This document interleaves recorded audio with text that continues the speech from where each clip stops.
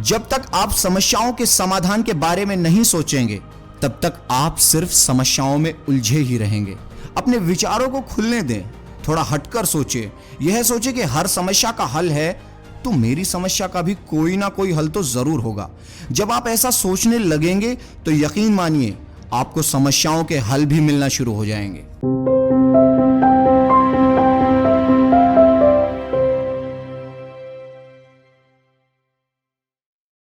परिस्थितियां कभी जीवन में एक जैसी नहीं रहती। जीवन के भंवर में उतार चढ़ाव तो आते ही रहते हैं। आपकी सोच बताती है कि आप कठिन परिस्थितियों का कैसे सामना करते हैं। क्या आपके अंदर वो काबिलियत है जो हर परिस्थिति से आपको बाहर निकाल दे। एक कहानी यूं है कि पुराने समय में एक व्यापारी थे। किसी धनी साहूकार से पैसा उधार ब्याज पर लिया करते थे, लेकिन व्यापार में नुकसान होने की वजह से वह साहूकार का पैसा लौटा नहीं पा रहे थे। तो व्यापारी की एक बेहद सुंदर बेटी थी। वो साहूकार था, वो बड़ा कुटिल था। उसने सोचा कि व्यापारी पैसा तो वापस नहीं कर पा रहा, तो क्यों ना इसकी परिस्थितियों का फायदा उठाया जाए। उसने व्यापारी को एक सुझाव दिया कि अगर वह अपनी बेटी की शादी उस साहूकार से कर दे तो वह अपने व्यापारी का कर्जा माफ कर देगा। आखिर में व्यापारी बेचारा मरता क्या ना करता। उसने अपनी बेटी को सारी बात बताई तो समस्या बड़ी थी। साहूकार अधेड़ उम्र का कुरूप व्यक्ति था, लेकिन अब उस बेटी के आगे सिर्फ और सिर्फ दो ही रास्ते थे। पहला, या तो साहूकार से विवाह करने से इनकार कर दे और अपने पिता को कर्ज में दबा रहने दे, और दूसरा, साहूकार से खुशी से विवाह कर ले ताकि उसका पिता स्वतंत्रता से रह सके। तो मित्रों, अक्सर हमारे जीवन में भी ऐसे मोड़ आते हैं जब हमें यकीन होने लगता है कि अब कोई रास्ता नहीं बचा और अब हम बुरी तरह फंस चुके हैं। अखबारों में सुनने में आता है कि लोग आत्महत्या तक कर लेते हैं। लेकिन अपने दिमाग को पानी की तरह रखिए, एकदम निर्मल, शांत, चलायमान। पानी को देखा है, पानी हर जगह से अपना रास्ता निकाल लेता है। ठीक वैसे ही बन जाओ। आगे देखिए लड़की ने क्या फैसला लिया। लड़की ने साहूकार के आगे एक शर्त रखी कि साहूकार एक थैले लाए, उसमें 2 गोलियां लाए, एक सफेद रंग की और दूसरी काले रंग की। इसके बाद लड़की उस थैले से आंख बंद करके कोई एक गोली निकालेगी। गोली अगर काली निकली तो लड़की साहूकार से विवाह कर लेगी और उसके पिता का कर्जा भी माफ कर दिया जाएगा। साथ ही अगर गोली सफेद निकली तो भी पिता का कर्जा माफ किया जाएगा, लेकिन लड़की साहूकार से विवाह नहीं करेगी। साहूकार तुरंत बात मान गया और जल्द ही एक थैला लेकर आया।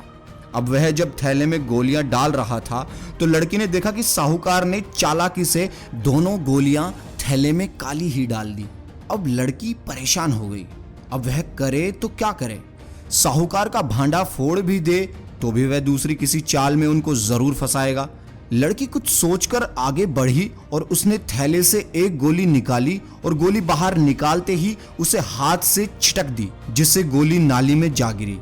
लड़की बोली, माफ करना, गोली मेरे हाथ से छिटक गई।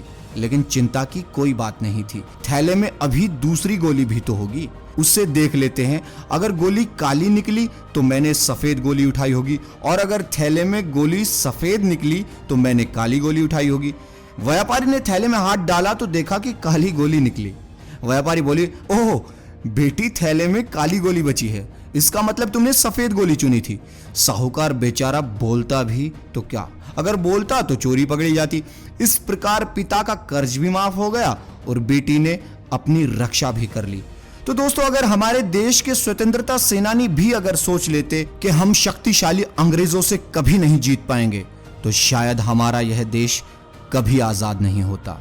जब तक आप समस्याओं के समाधान के बारे में नहीं सोचेंगे, तब तक आप सिर्फ समस्याओं में उलझे ही रहेंगे। अपने विचारों को खुलने दें, थोड़ा हटकर सोचें। यह सोचें कि हर समस्या का हल है तो मेरी समस्या का भी कोई ना कोई हल तो जरूर होगा। जब आप ऐसा सोचने लगेंगे तो यकीन मानिए आपको समस्याओं के हल भी मिलना शुरू हो जाएंगे और आप धीरे धीरे करके हर समस्याओं पर विजय पालेंगे और आखिर में आपकी जीत होगी। तो दोस्तों, दिमाग से सोचिए, अपना पूरा जहन लगा दीजिए। अगर आप पर कोई समस्या आती है तो आप अपनी पूरी कोशिश कीजिए, और मैं यकीन से कहता हूं अगर आप अपनी दिल और जान से कोशिश करेंगे तो हर समस्याओं का समाधान जरूर निकलेगा और आप आखिर में जीत जाएंगे।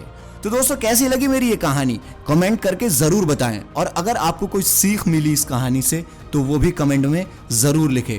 तो दोस्तों आज के लिए अलविदा। अगर आपको वीडियो पसंद आई हो तो चैनल को सब्सक्राइब करें, वीडियो को लाइक करें, शेयर करें और बेल आइकन दबाना बिल्कुल ना भूलें। आज के लिए धन्यवाद।